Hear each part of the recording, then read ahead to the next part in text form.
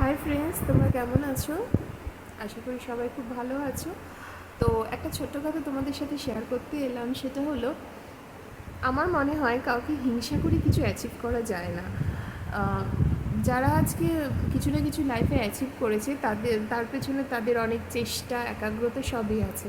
তার ফলেই তারা আজকে এই জিনিসটা অ্যাচিভ করেছে। কিন্তু কিছু কিছু মানুষ আছে, মানে কোনো কাজ না করে খালি লোককে হিংসা করে। তো হিংসা করে তো আমার মনে হয় এটা বোকামির কাজ, কারণ হিংসা করে তো টাইমটা ওয়েস্ট হচ্ছে।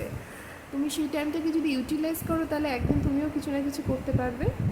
তো এটাই বলার যে প্লিজ হিংসাটা বন্ধ করে চেষ্টা করো যাতে তুমিও কিছু না কিছু অ্যাচিভ করতে পারো।